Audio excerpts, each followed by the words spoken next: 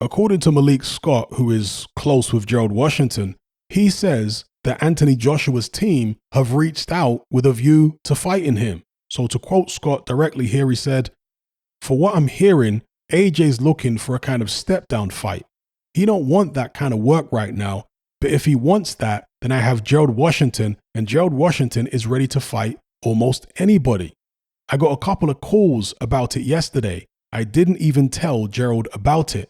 If AJ is really, really interested in that, then Gerald is 10 times better than he was last time they saw him fight, so it would be a good element of surprise for them. Plus, I think Gerald has the ability to beat almost any heavyweight in the world out there. It's just about staying alert all the way through the fight. I have got calls from camps telling me that, yo, Gerald is out here doing very good. And I watched him box Deontay for the last 3 weeks. He gave us a great look. He really gave us a great look when he came back from the Usyk camp, like real, real good." All right, so those are the words of Malik Scott.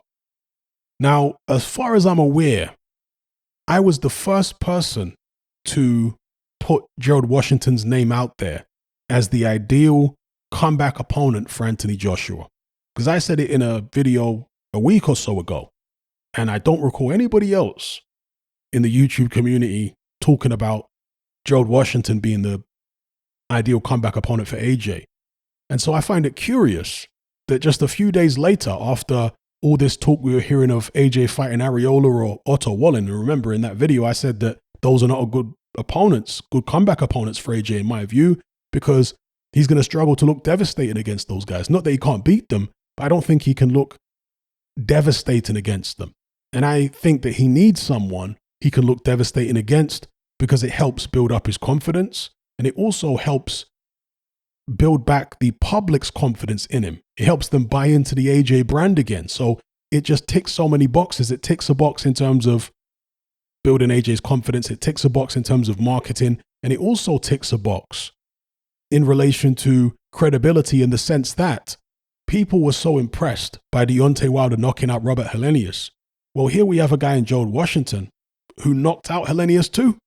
So if people turn around and try to complain, then Eddie Hearn can just say, well, what are you complaining about? Deontay Wilder knocked out Helenius. You guys were ranting and raving about how amazing it was. Well, AJ's fighting a guy that beat Helenius. Why are you complaining? So Eddie Hearn has that. Also, the fact that Gerald Washington, aesthetically, he's a big guy, 6'6", in physically good condition. So that's a marketable thing to the casuals, because they're not putting AJ in there with some little short guy, are they? They're putting him in there with a guy as big as he is.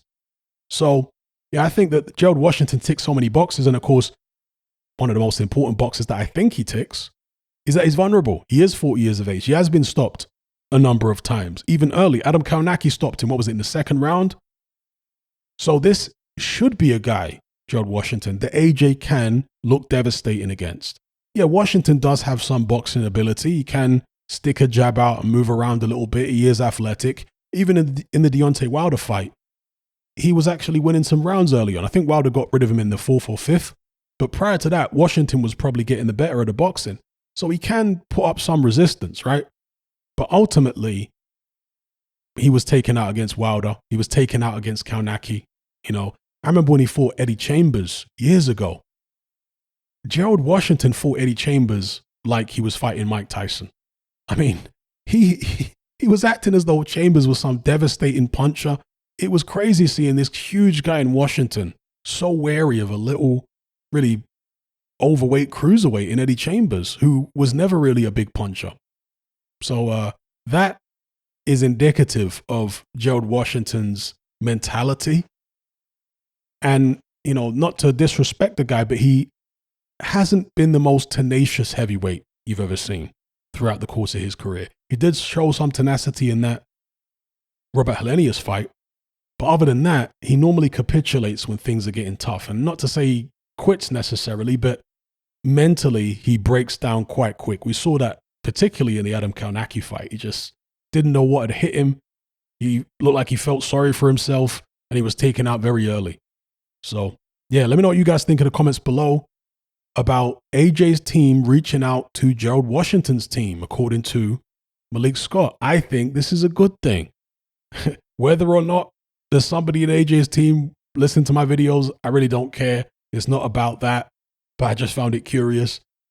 What I'm more interested in is every fighter out there, whether it's Wilder, Tyson Fury, Usyk, etc., and AJ, making the most out of their ability. And part of making the most out of your ability is when you suffer a defeat, rebuilding in the right way, bringing the fighter's confidence back up to where it needs to be for him to go to the next level again. And that is a process that involves taking on a Gerald Washington, or in Deontay Wilder's case, taking on a Robert Helenius. So, yeah, I think this will be a good move. I think this is the ideal comeback opponent for him. And if he isn't able to get past Gerald Washington with relative ease, as in, have a spectacular knockout victory, then at that stage, I think he really does need to take a look in the mirror and decide if he wants to continue on in this sport. Gerald Washington's the kind of guy who, particularly at 40 years of age, you need to be doing a job on. I'm not saying that Washington can't be competitive for a couple rounds, because again, he can box a little bit. He was competitive for a couple rounds against Wilder. But ultimately, it needs to be an emphatic victory by AJ, one where Washington ends up getting wiped out. That's what it needs to be. That's what it's designed to be if they decide to go this route. So anyway, let me know what you guys think in the comment section below.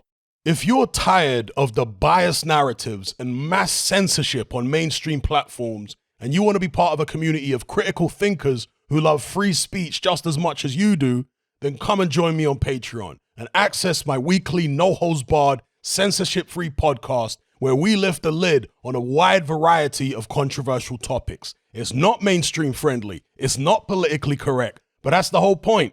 We dare to stand as a beacon of reason against an army of insanity. Just head on over to my Patreon page and select the tier called Hatman Hot Topics. You'll gain access to a minimum of 2 hours of exclusive content every single week, including podcasts, videos, interviews, live stream Q&As, as well as my popular Confessions of a Nightclub Bouncer series. Not to mention a vast back catalog of hundreds of hours of previous episodes. You can listen via the Patreon app with the option to download in high quality MP3. We've also got an Element group where you can come and chat and hang out with myself and other members. Unlike Discord, it has full end-to-end encryption, is decentralized, and it's 100% censorship free. You can also send voice notes as well as much larger audio and video files than you can on Discord.